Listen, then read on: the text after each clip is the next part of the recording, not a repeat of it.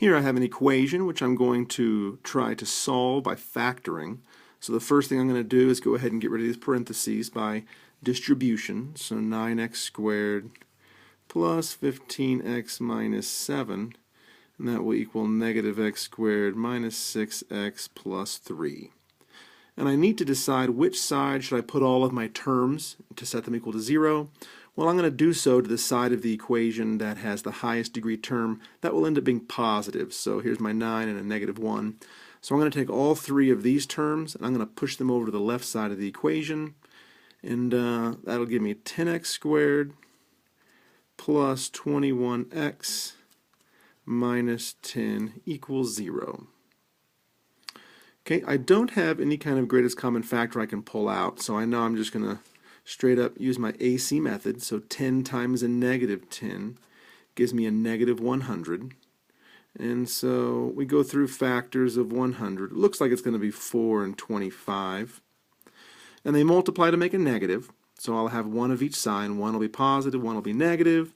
And it looks like the larger will be positive. So my signs will look just like that.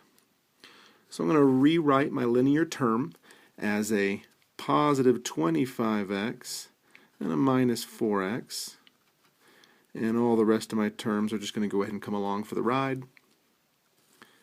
I'm going to do my factor by grouping right here. So the greatest common factor here looks like a 5x, and I'll be left with a 2x plus 5. Here it looks like I can pull out a negative 2, and I'll be left with 2x plus 5. And that's nice, because my leftovers are the same, 2x plus 5. And my other factor is going to be 5x minus 2 equals 0. So here I have two factors that are being multiplied to give me 0. So my 0 property of multiplication tells me that at least one of these has to be 0. So I'm going to accommodate that for all of them. So 2x plus 5 could be 0, or 5x minus 2 could be 0. And when I solve each one of these, this will give me a negative 5 halves and a positive 2/5. So I'll write those together.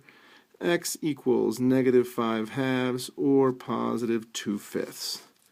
So these two fractions, or these two values, are the solutions for this equation right there.